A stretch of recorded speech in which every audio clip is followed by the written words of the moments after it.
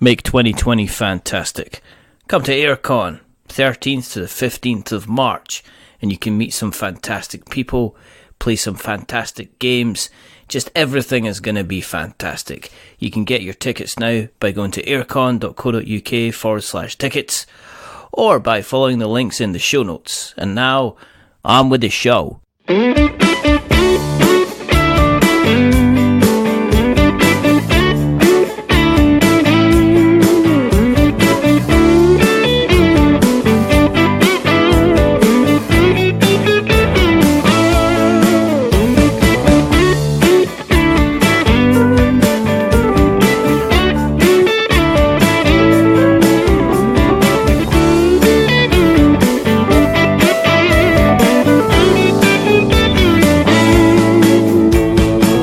Hello and welcome to another episode of We're Not Wizards. My name's Richard. I'll be your host for February? Maybe. I don't know. There's lots of plans afoot. You could be talking about them. Some things, though, like to remain a little bit hush-hush, especially when it comes to talking about conferences. You know, and sometimes you need to make things. Sometimes you need to manufacture them. Or sometimes you just need to cook them. So I thought, if it comes to cons, and if it comes to hush things that should be hush-hush, and it comes to cooks, who can I speak to? So, I've got Mark Cooke. Hey! Yay! So, you know, my name's Cooke with an E on the end, so lots of people call me Cookie. And the other day, I met somebody else that was also called Cookie, and then it's a bit weird, like, meeting somebody else with the same name as you is okay, but when you meet someone else who's got the same nickname as you, it's a bit odd. It's like, well, we can't both be Cookie in this situation. Like, yeah. It's one of you got to be Monster then. Yeah, maybe. So then you could be Cookie Monster. Cookie Monster. Yeah. I used to get called Cookie Monster a lot at school because of my size. That's because you're huge, though. I mean, I met you at Gearstones quite recently. Yeah.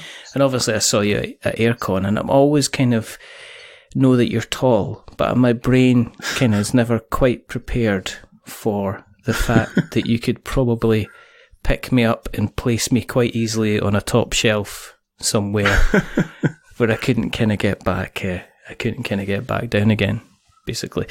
Put you in the bring and buy, like original We're Not Wizards, some shelfware. Slightly £50.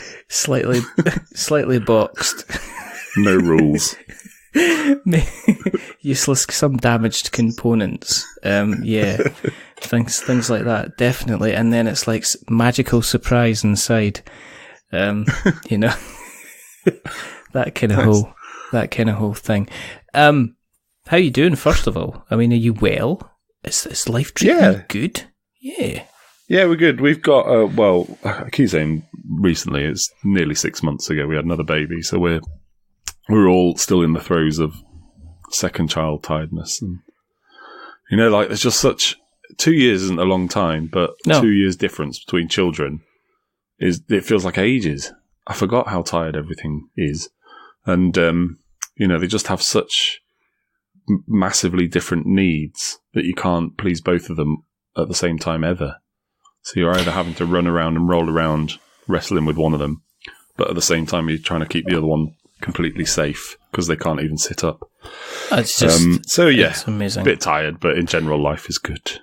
But you forget about how tired you are, or how tired you were, because you even look back and you kind of go, you kind of, it's like I go to bed now and I'll go, oh, gotta watch out. I'm only going to end up getting 5.5 hours sleep. And I remember for the first couple of years, you know, of all my children's lives, kind of like going, phew, 4 hours, yeah, we can do this. We can do this. And we're surviving for like 3.5 months. Because as you know, it's like the first 4 to 6 weeks, they don't do much. And then all of a sudden they decide, I can wake up whenever I want and start demanding stuff. And that's when it all kind of gets interesting. It kind of kicks off. Yeah. Do you get to balance? Are you doing a lot of traveling with the job then? I mean, are you able to spend a bit of time kind of during the day, kind of helping out as well. Yeah, so I do like, and I have done for a long time in my last job as well, I do a compressed week where I fit 5 days into 4 days, which means I get a third day off and have some family time, which is lovely. But yeah, other than that, it feels like I've done a lot. I certainly did a lot towards the end of last year. There was just a lot of conventions and other things all kind of stack up together. Like there was Essen, and it felt kind of maybe from Games Expo up to Essen. I was away quite a lot. But yeah, it's been all right now. I'm going away this weekend back to Germany, actually, to the toy fair. And then that's it for me until Games Expo, I think, in terms of travelling. So, but in terms of day-to-day stuff, I'll go over to Denmark every other week because that's where the office is based. So I go to Copenhagen. Yeah. But that's fairly easy now. You know, travelling is quite easy. I live 10 minutes from Leeds Airport and about an hour from Manchester Airport. So it's nice and easy. I can do it in a day. Admittedly, it's a long day. It's a kind of 5 a.m. start and getting into bed at 11 o'clock at night, but it's still doable, and you never feel like you're away for a long time. So it's not too bad. Because how long you been with Hush Hush? Because you're officially, was it the chief person that's excellent at everything? Because that's what you told me I had to say. Chief person that's excellent at everything. Be it height, be it beard growth, be it organisation. Apparently you said you do a really fantastic kind of Rice Krispies cake, because you said that you don't use the chocolate, you put a little bit of the toffee in as well to give a little bit of extra stickiness. Is that true as well? Exactly, yeah. Yep. Other crispy brands, other crisped rice brands are available. Like Ricicles, remember Ricicles? Anyway, I remember Ricicles, they were covered in sugar. Yeah, it was so good. I don't feel that was so good. I'm going to go seek out some Ricicles now. I don't feel like I've seen them. I don't know, can you still get Ricicles? Is that still a thing, or is it all kind of, can you not get Ricicles? Yeah. Maybe it's like in all the sugar banning and all of that, they've gone away. I heard about, I don't know who said about Frosties, that they had to change they had to change where the advertising was for Frosties, and they had to change it away from advertising it to kids to advertising it to adults. So they could get rid of the sugar. I think they've also put less sugar on them because they go a bit more like cornflakes. Because I remember the thing I used to like about Frosties is that you could pour a bowl of Frosties, put your milk on, go and do something else, and come back and they're still crunchy. Whereas cornflakes, you put the milk on and you blink and then they've gone soggy. And now Frosties are a bit more like that. They kind of go a bit too soggy a bit quickly. I remember there was an actual specific episode of MacGyver where he was locked in a shed, and there was a bad guy chasing him who had an assault rifle, and all he had was a body warmer, which kids of the 80s will know. Michael J. Fox wore it in Back to the Future, a Pritt stick, and 2 packets of Kellogg's Frosties. And what he did is he stuck the Frosties to the outside of the body warmer, poured a little bit of milk on the top, and then when he charged out, the bullets just deflected off his Frosty-made armour. Nice. I might have dreamt that. I don't know. They should make it if they haven't. I think it's one of these. I think it should be one of these things that Paddy and Keith do for the music for the movie remake, because they're always trying to skimp on. They're always kind of skimp on props. So anyway, going back to it's going to be one of those conversations. But if it diverge back to kind of like the most excellent person at Hush Hush, did you?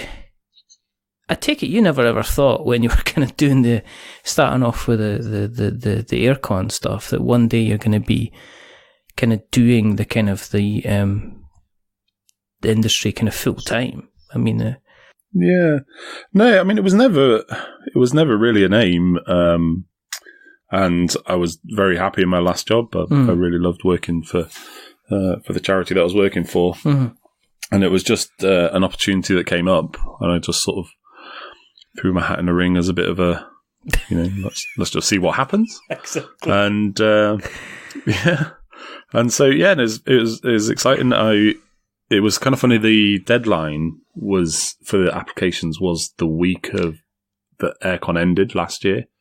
So even that, I had kind of rushed my application a bit because it was like I'd just come out of Airecon when I heard about it. 3 days later, I had to put the application in. So I was just like, I'll fudge an old one and I'll do the best I can.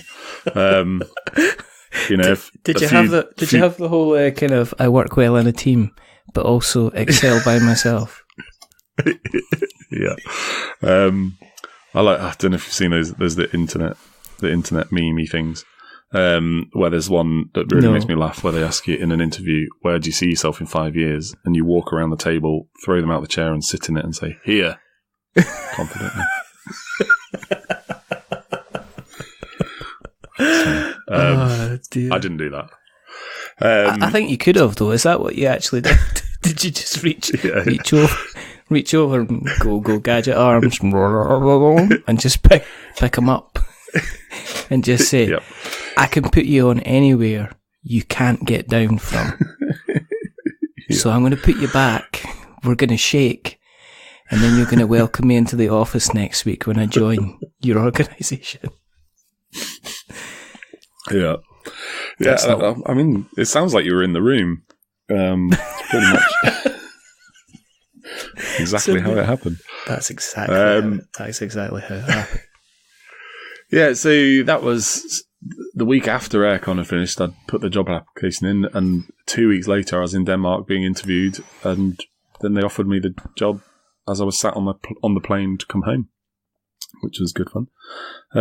So then I had obviously a few months' notice to work on my last job, and I actually started my first day actually properly working was during UK Games Expo last year. So. It's all kind of tying together. Quickly. It's all kind of tying together, which is pretty cool. Was it quite kind of scary? Was there a kind of a little bit of nervousness about it? Because I know a lot of people that do kind of like gigs in the games industry. There's a lot of people I know that like say like Ross from More Games Please. I know he's working for Alley Cat Games, but for a while he was still doing a lot of kind of like freelance photography. And then there's our people that kind of run social media. So there seems to be very, very, very few kind of all the time kind of full-time jobs going there. So was there a bit of intrepidation with you, when they offered you the job, were you kind of like, yes, definitely, without a doubt, or are you kind of like, oh, well, I'll think about it? Yeah, no, we definitely had some thinking time, and obviously as a family as well, we had to just do some discussions around, what does this mean? Especially with the company being based in Denmark and things like that, and the job that I was in was obviously I'd been in for over 7 years, I think. So it was a big change, but yeah, the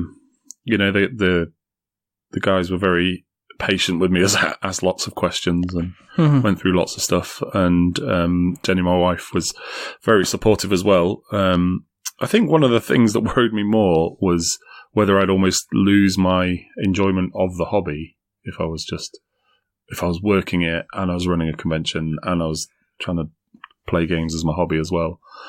Yeah. But I think I've always been pretty good at sort of keeping boundaries between various parts of my life. And so it was always, I don't, when I finish my day, my hush hush day, and that's it. I don't go downstairs and be like, oh, do you want to have a quick game of Fog of Love or something with Jenny? Fish probably sick of it. She's probably got all the versions on the bookcase anyway. And just like going, why? Yeah. Why? Actually, funnily enough, I don't actually have... I do have one copy. I was about to say I don't have a copy actually in the house at the minute because I ended up giving it away. But I do. A new version of it arrived the other day, so I do actually have a copy. Yeah, no, and I don't play it with her because she's too good at it. She beats me every time. And playing games is all about winning. As is the way it should be. Yeah, well, I definitely saw that. I saw you flipping the table a couple of times at Gearstones. Which was pretty impressive considering that the table itself was nailed to the ground, which was wrecking but I'm kind of having you as some kind of huge imposing monster that goes around picking up people, picking them high places and destroying buildings around you, which kind of is obviously is simply not the case. Do you miss the old job at all? I mean, you mentioned it was a charity, so what was it you were doing? I was heading up operations there. It's a debt counselling charity, a national one. Oh, right. Okay. And we worked through a series of network of centres that were based all around the country, 1,000-ish centres that we worked through. And so it was my job was to keep them running and make sure everything worked smoothly. And if we had anything that we had to roll out across the whole network, that was my job to figure out how we were going to do that. But it got to a point, I suppose, where, although I loved it and I felt, like I could do it pretty well, it probably just felt a bit like I wasn't doing much new stuff, I suppose. And I just, I love learning new things and I like, new challenges and things like that. And I suppose that's just a bit that I didn't feel like I had in that job anymore. But there was no, like I said, it wasn't like I was out there looking and desperate to leave or anything. It was just an opportunity happened to come up at the time. I suppose probably actually not necessarily the job itself. The thing I miss the most is just working in an office, which is a bit weird. So I work from home now, so kind of, most days. And so I don't have like people around just to sort of have an inane chatter with, which I didn't think I would miss, but I think you kind of need that. No, I think I probably end up going down the newsagents and saying, don't suppose you've got 5 minutes just for a quick meeting, have you? I've brought an agenda. I'll bring the coffee kind of thing. Yeah.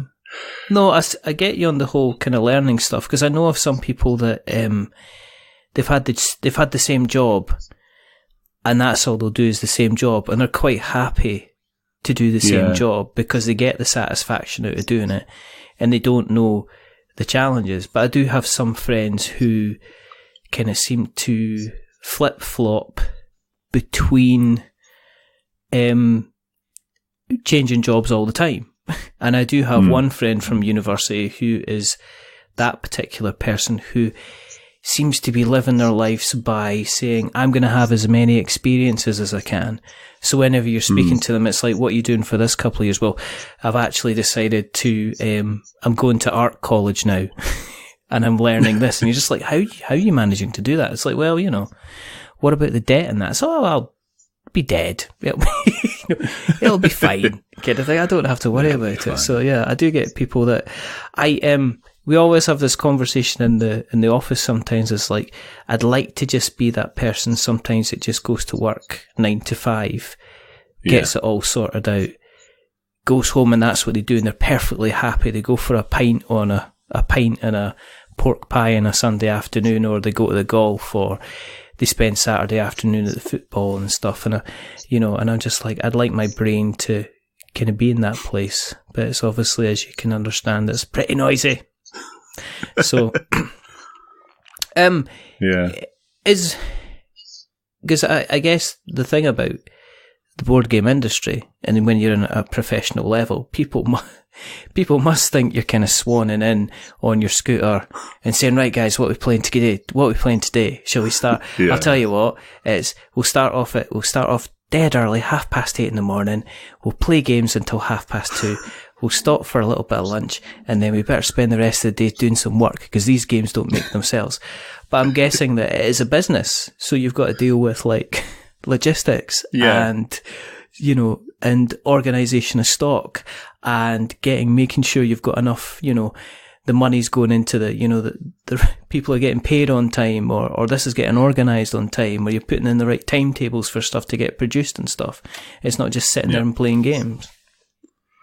Yeah, it's and I think that's probably this. I was thinking about it earlier, actually, about it's probably like that for a lot of people that go into something that they love doing, like a hobby that they love doing, and then they get a job in that hobby, they're probably always a little bit disappointed that they don't get to do that thing loads, because, you know, companies are companies and need to run, and you have HR and pensions and taxes and all of that still, which you didn't have when it was just a hobby.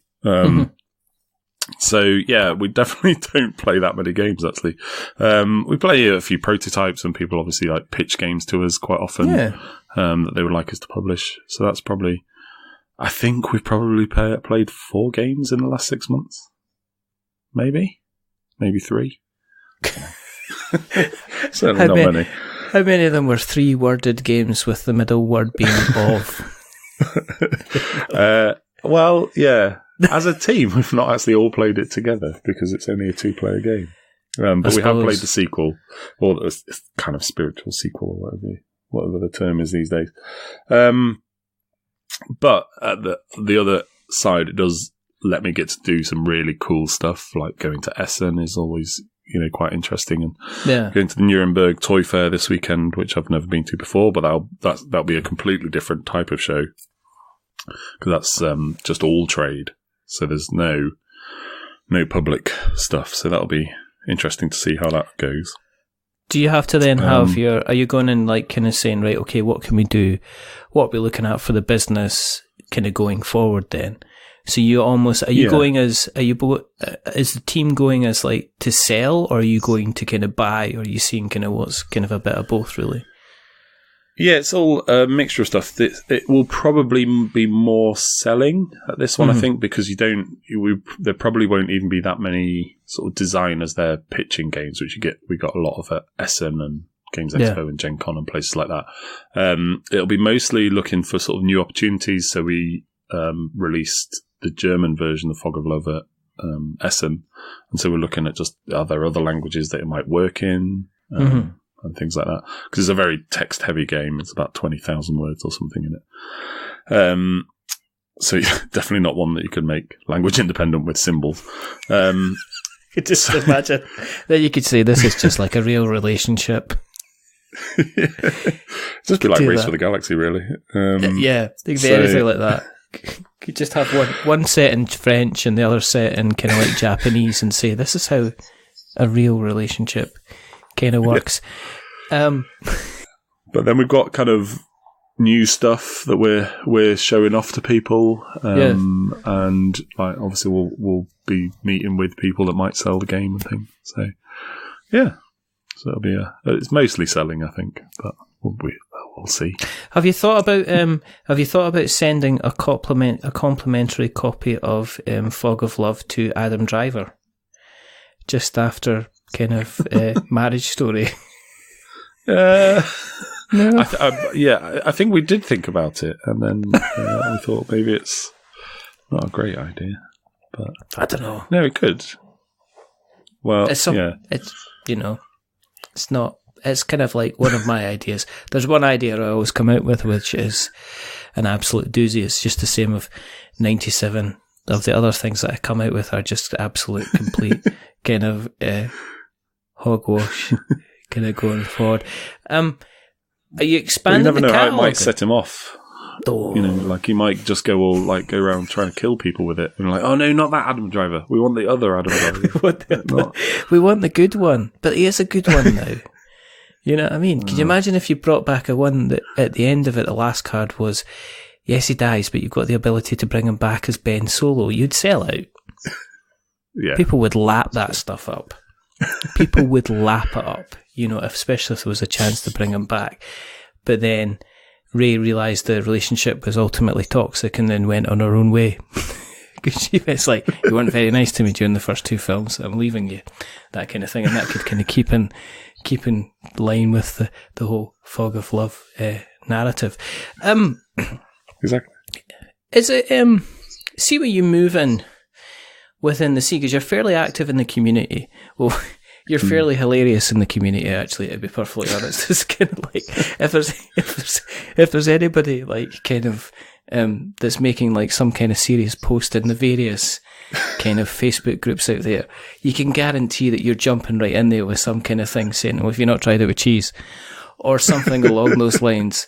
oh, there's the size of a sausage for you. Or, do you know what I mean? No, just count to 3 and keep breathing. I mean, it's just all these different things that you come out with. But do you, I've seen you do it, don't deny it.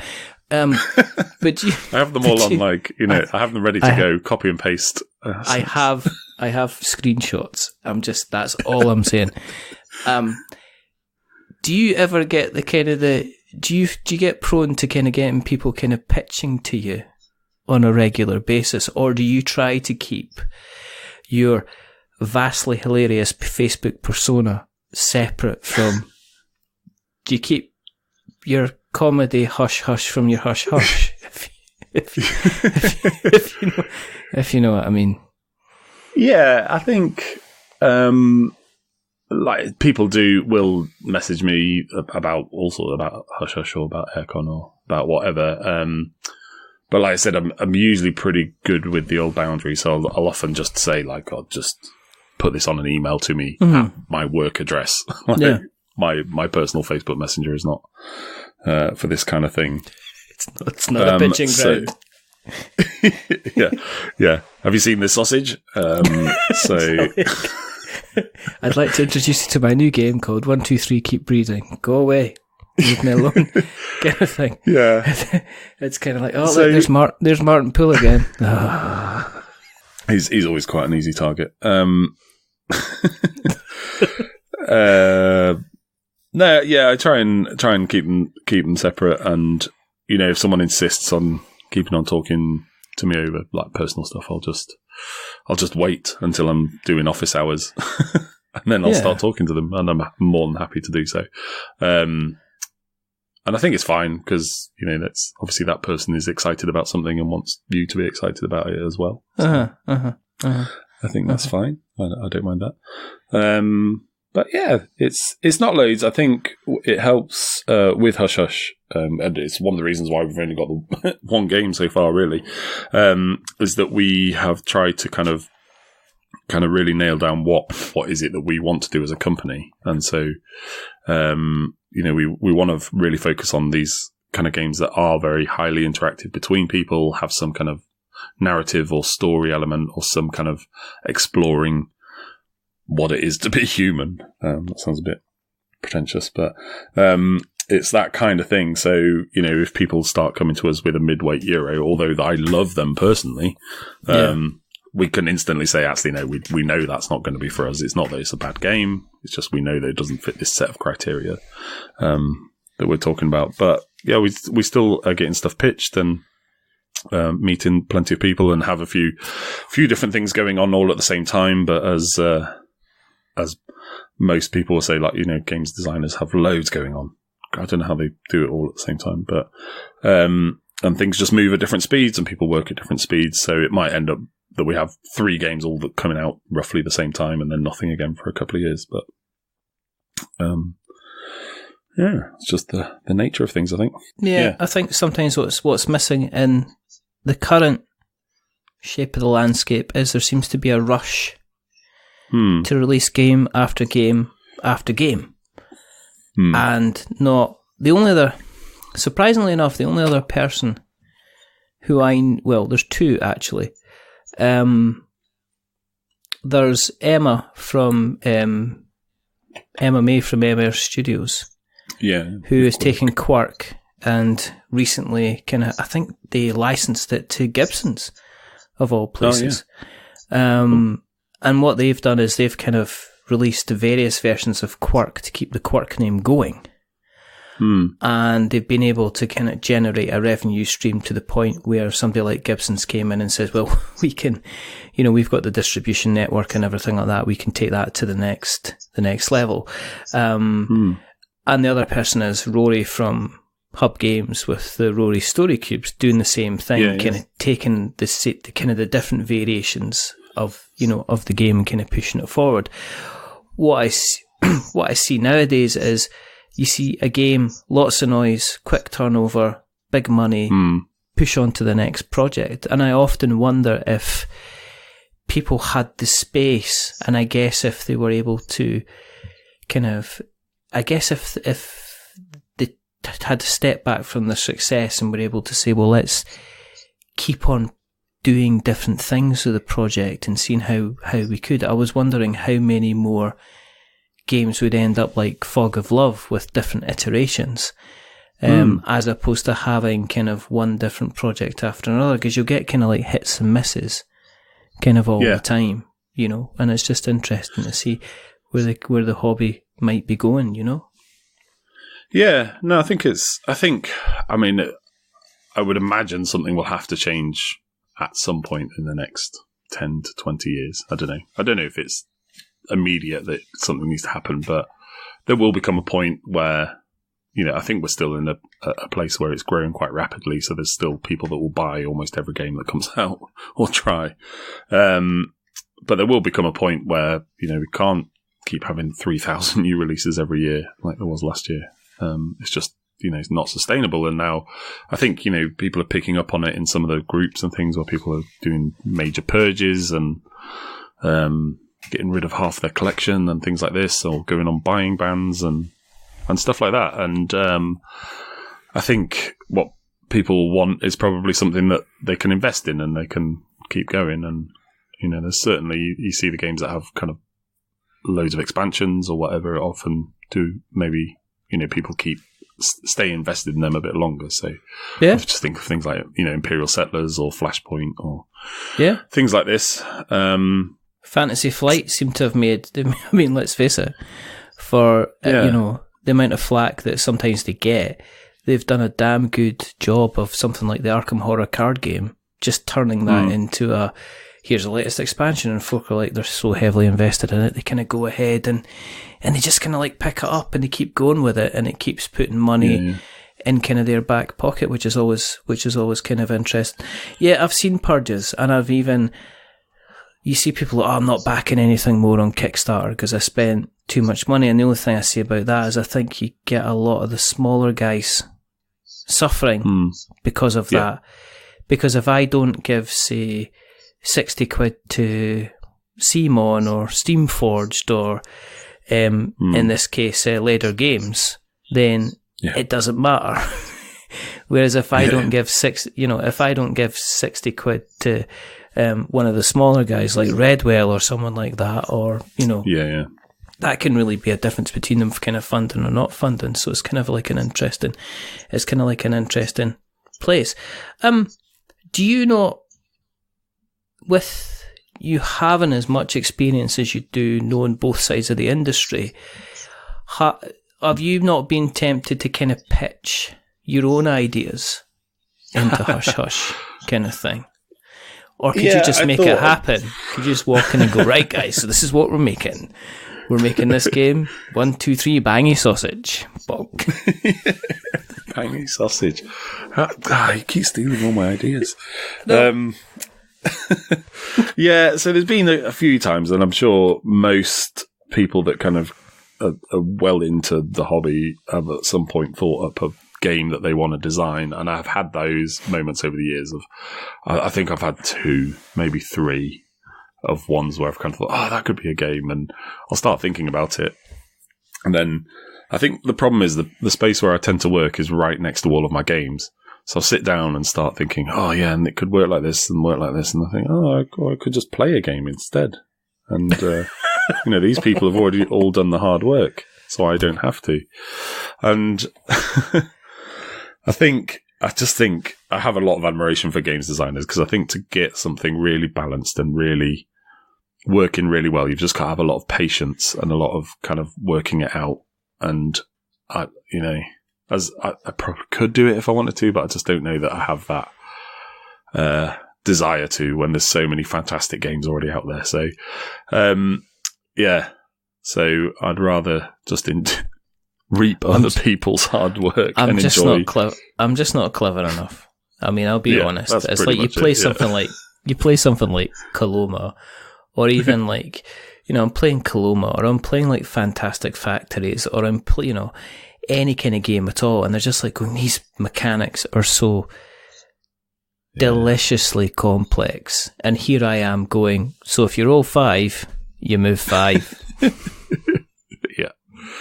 You know, kind of thing. So I kind of, while I'm probably in the same boat, while I'd like to kind of like dust off, and I've always threatened to kind of release some kind of game, I know it would kind of be something I would put out there and then ultimately very quickly be embarrassed about even it existing, kind of like in the first place. We met at Gearstones, and I guess it was a fantastic time, and it is, it is almost 10. It's almost 10 to the hour, which means it is time for our new section on the show, which is, and I know he's going to love it, which is the Dan Hughes appreciation minute, or 45 seconds, whatever we feel, because knowing me, knowing Hughes.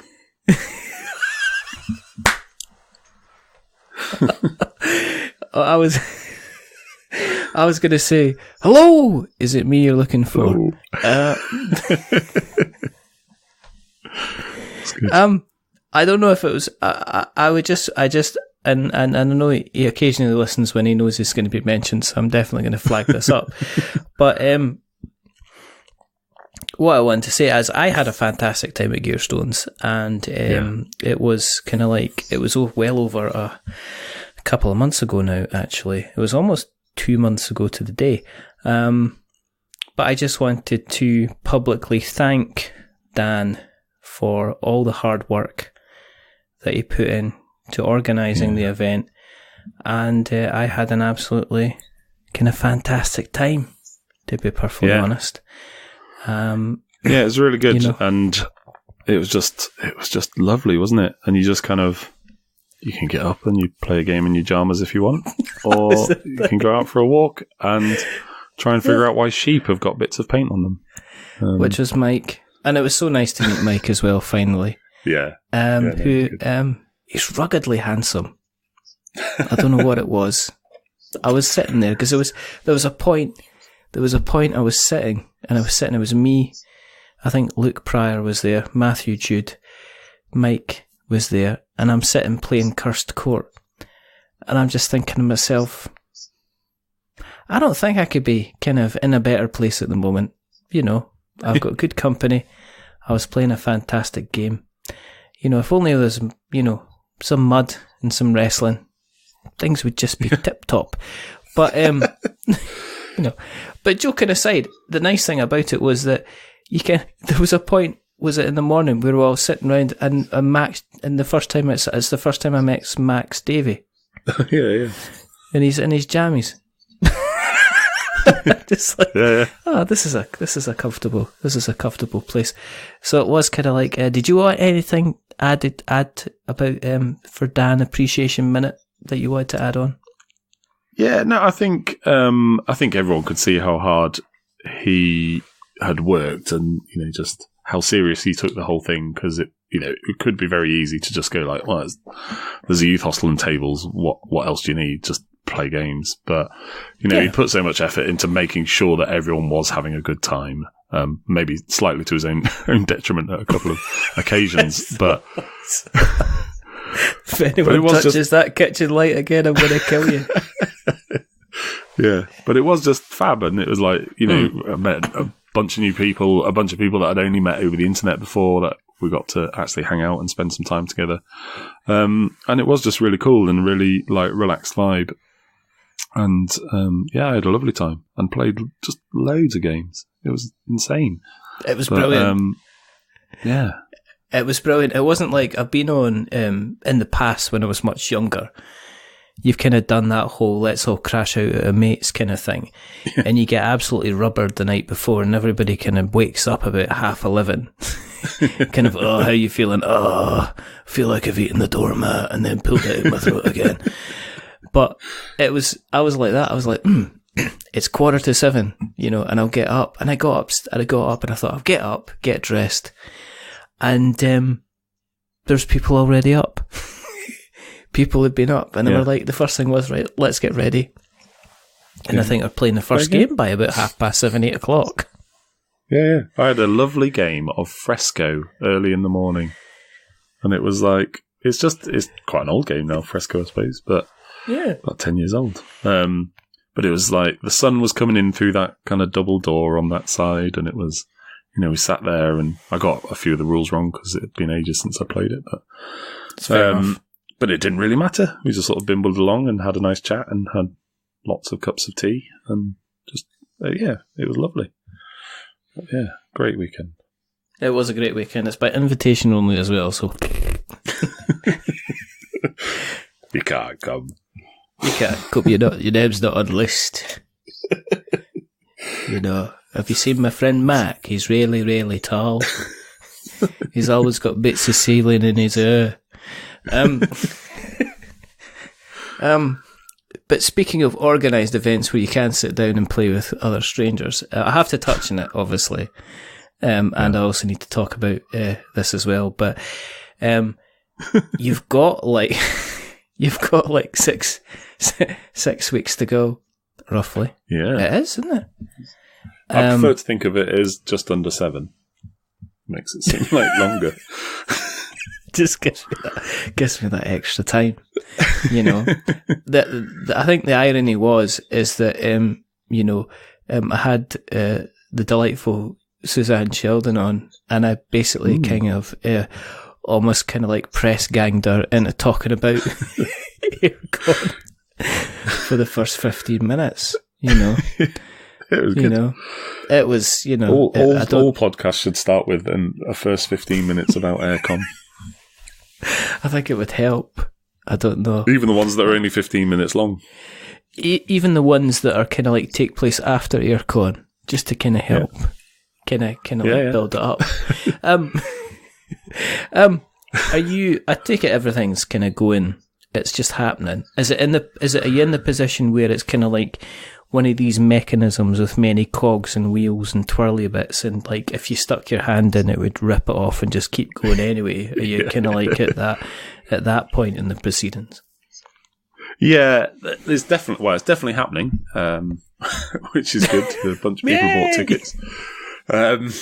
It's all good. It's interesting because I kind of thought I was thinking about some of these events that sort of have grown to a size and then they've sort of stayed where they want to stay and they're happy with that. And I was thinking, wouldn't it be lovely to be like that? That kind of, although it's still a lot of work every year, everything that you've got to do, but we keep taking on extra halls and things like that for some silly reason. So we've got a whole 3rd hall to manage this year. It's not, the people at the convention centre are lovely and will accommodate us anytime we kind of say, can we come over and just measure this one bit? And they're absolutely fine, but you can't keep doing it every day. So there's some things in your head you're like, I'm pretty sure that'll be okay. And I'll just figure it out afterwards if it's not. But yeah, it's all going. It's kind of funny actually that I think for me personally, the busiest time is actually as we just come out of Christmas, because there's a bunch of stuff that you have to get going to make sure it's there in time. Things like printing and stuff like that. But you can't start it too early because you don't know enough yet. Like, thinking about exhibitors, you haven't maybe got all the exhibitors booked in, so you can't print your programs because you can't do the list of exhibitors and things like that. And so that bit, as you come out of Christmas, everything is just about firmed up. You can start doing all the design and everything, because I do all that stuff. And so that's the busiest bit, I'd say, until the actual event, obviously. And then it kind of get a little, like, just a slight lull in February. Of sort of 10 days or so where it's kind of like, it just ticks along. And then all of a sudden it's Airecon. And then all of a sudden it's over. And you're like, okay. But yeah, it's all going well. It's kind of, it looks like another year of lots of people coming and playing games, which will be fun. Do you, are you kind of, are you at the place where you're thinking maybe in a year or two I can be the person that just kind of gives the orders and other people will be kind of running around and doing it, or do you still want to be kind of fairly high, kind of hands-on with the whole thing? Yeah. No, we do it because we love it, like there's myself and Ben, mainly. Like, there's obviously other people like Anne, who is currently, I can see my phone going with WhatsApp messages. Anne runs our volunteer team, so she's trying to sort all of them out and getting things. So there is already stuff that loads of other people do. Mm-hmm. But there's just some stuff that I just love doing, and I can't, unless it became real pain, like, because I did a design degree at uni, so it's a way of keeping my hand in that kind of stuff. I like doing all of that. I like doing all the different bits of organisation. I still even like writing the pub quiz, and that's something I've done since the first public one we did in Bradford. And someone else contacted me and said, "Oh, I do a geeky pub quiz. Could I come and run one at Airecon?" I'm like, "No, that's mine. You can't have it." It's my precious. My quiz now, Dave. Exactly, it's my quiz now. Yeah, so we very much do it because we love it and we have a lot of fun doing it. So the only times we'd ever maybe give stuff away is if we didn't like doing something. So yeah, but we'll be there. I'll be there on the Wednesday, a couple of days before, marking out exhibitor spaces, and then we'll be back at 8:00 on the Thursday, setting up and building stages and doing all this kind of other stuff. And it's kind of funny because you'd think that we'd be really busy all the way through the con, but actually once it's sort of set up, that's almost it until we have to pack down. And actually the quietest day for us in terms of running around doing stuff is the Saturday, which is obviously the busiest day of the convention. Yeah. And so that's the day that we actually get to walk around and just, watch people having fun and chat to people and things like that. So it's, yeah. But I guess there's not much you can do, is there? I mean, yeah. Yeah. It's not much you can do there, is it? I mean, if things have gone, if we're all of a sudden at home to Mr. Cock-Up, then, it's not like you can kind of go, oh, right, well, let me just sort this. Hang on while I get my my body warmer, my Frosties, and my Pritt Stick, and I'll make sure we're bulletproof kind of thing. Am I right in saying, have you managed to fulfill your volunteer kind of spaces? Because I saw a post literally last week saying there was a couple of slots kind of still available. Are you actively still looking for kind of volunteers? Yeah, for the event. So I think we're all right. I think the best thing to do is if you're interested in, just drop Anne and email her, Anne@airecon.uk, and just ask her, just say you're interested, and she'll let you know. It's just a kind of funny thing. We have enough people to be able to cover to make the convention run. But we want to do some extra stuff, and we want people to be around to be able to just make sure people are having a nice time and help people find games if that's what they want and things like that. So that's what we're kind of more looking for, are these kind of extra little positions to be filled. So yeah. But are you getting the gluten-free people back? Are we going to have the pizza people? And the pizza people back. Crepes? The pizza people and the crepes are back. The waffle guy is not back, unfortunately. He was inside. He won't be back. But we've got some other ones this year. We've got some Greek souvlaki, which I think they do gluten-free stuff, because they do like halloumi chips and stuff, which is surely gluten-free. Yeah. And we have some noodle people as well coming. I don't know if you get gluten-free noodles. You do. Actually, traditionally, noodles should be made from rice. So. Okay. So there you go. Well, kind of. I reckon there's probably a bit. I'm just making that up. I don't know. I'm just making this up as I go along. What does it even matter? Do you know what I mean? It's all fine. I mean, it's not exactly like I'm going to be sending out show notes anytime soon.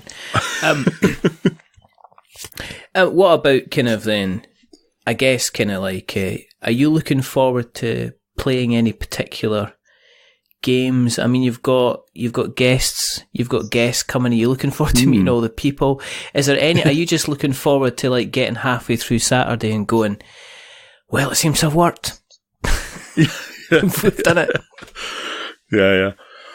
Yeah. I think I don't know. It's always a bit sad when it's over because it's like you have to wait nearly a year for although we'll be shattered and exhausted and stuff. It's still also a bit like, we've got to wait for another year yet now before we can do it all again.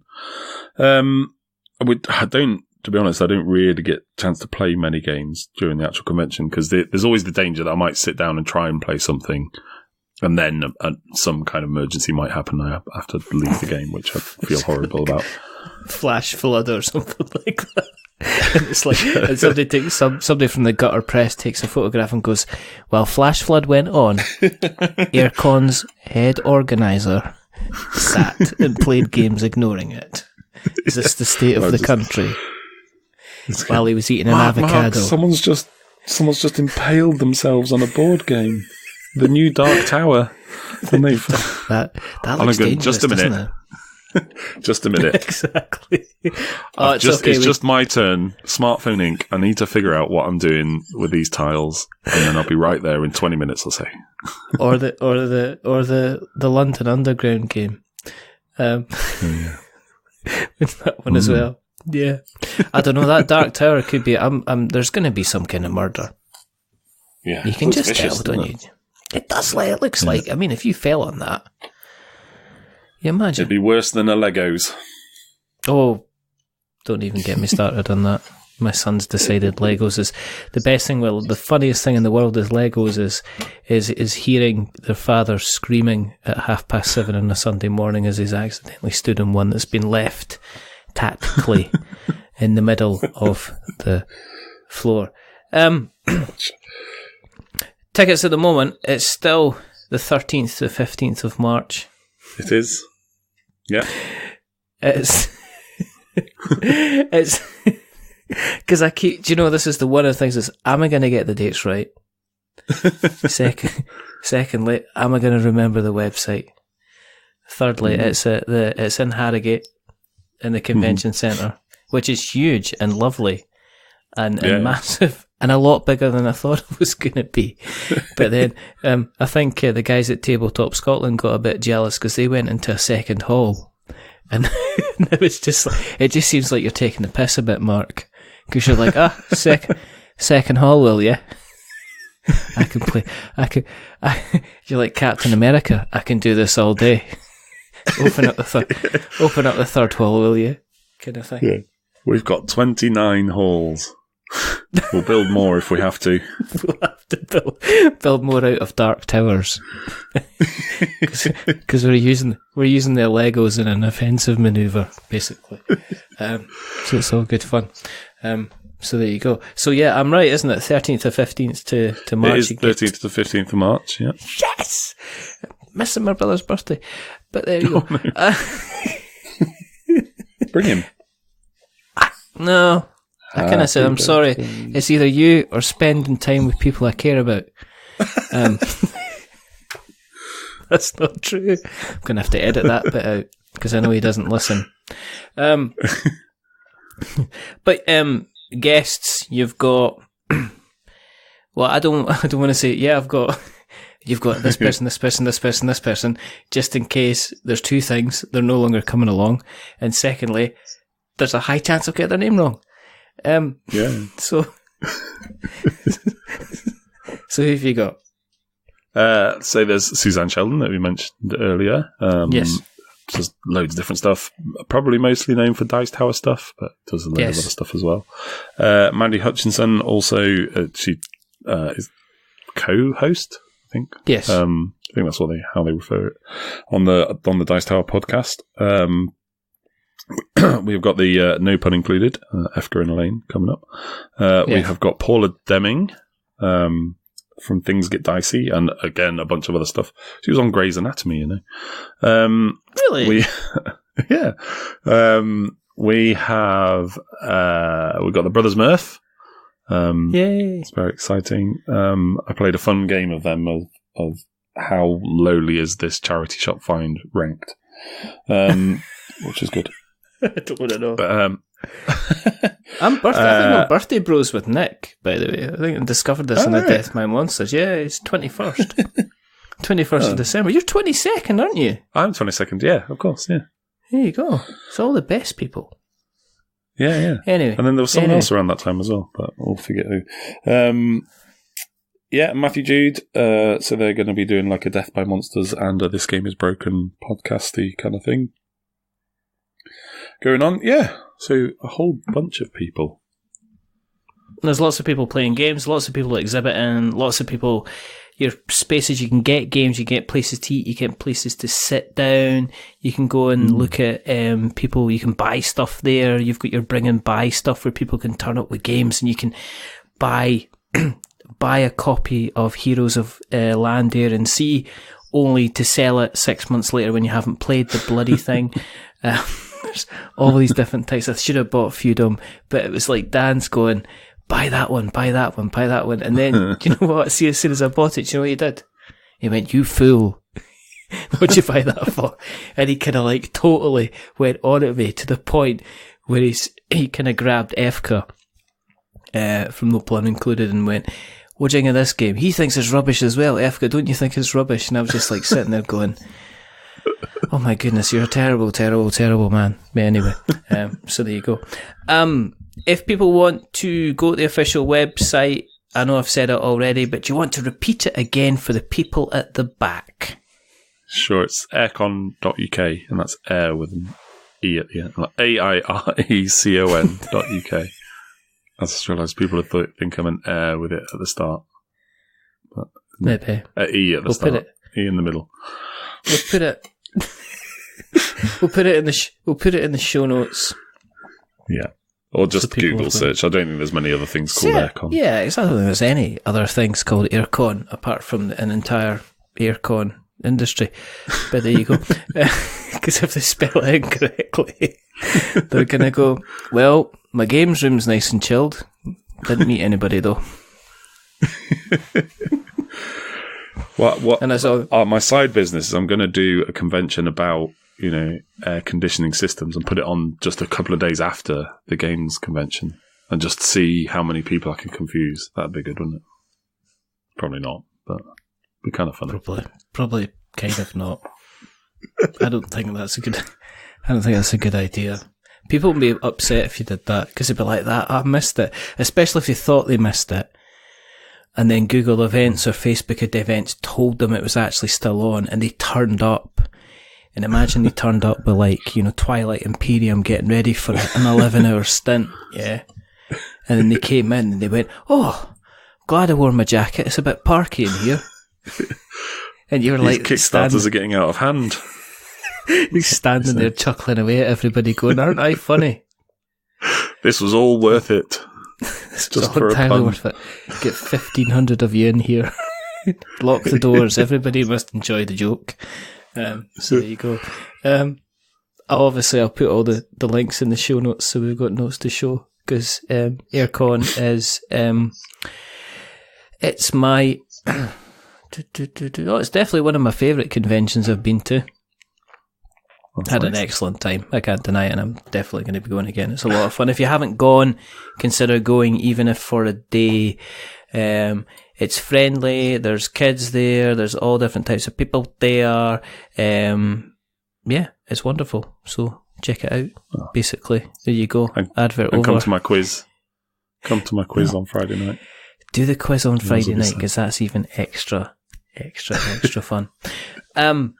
If people want to find you on the internet webs, in fact, if people want to find Hush Hush on the internet webs, because we started talking about your serious day job.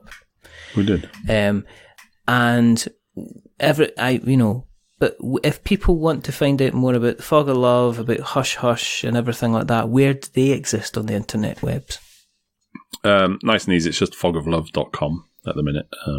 We are working on a new website at the same time, but for the minute, fogoflove.com. Fantastic. And we'll put anything else in the show notes, so we've got notes to show. If you want to keep an eye on what we are up to, go to the internet webs, search for We're Not Wizards. You'll find us in all the various different places.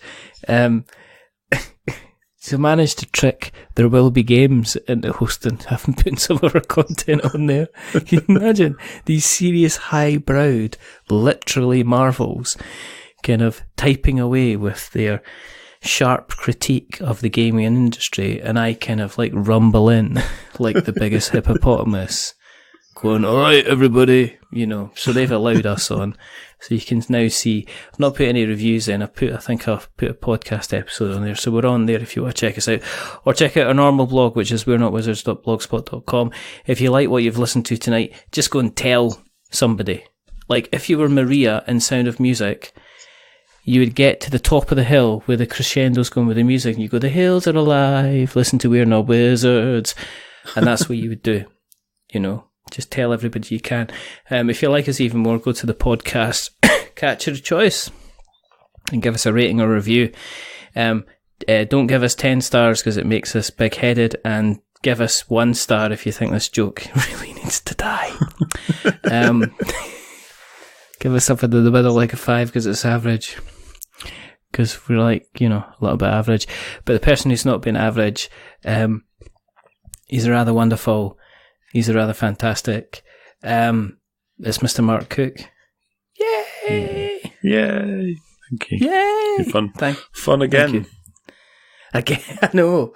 One day it's going to be rubbish. Then it's all going to become crashing down. As long as you don't release that kind of hidden episode that we did by accident, no one will know. No one will know what actually happens. There's only one more thing to do. We've done the wizard thing to death. It's like a secret thing. But it's a goodbye from Mark. Say goodbye, Mark. Bye, Mark. And it's a goodbye from me. Remember, stay safe, roll 6s, make something awful, and come to Airecon, because if you're lucky, you might come on the day where I'm not going. And if you're not, you better watch out, because I'm a hugger. Until the next time. Go to Richard's brother's birthday. We'll all be there, and you'll be at Airecon Everyone by yourself. will be there. Exactly. But until the next time, I'm away to cry.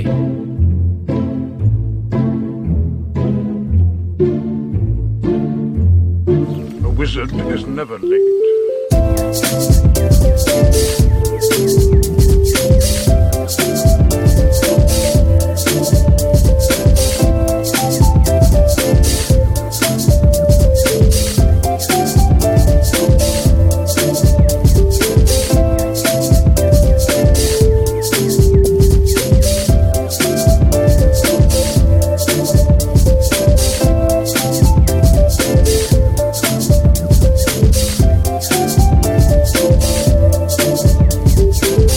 Nor is he early.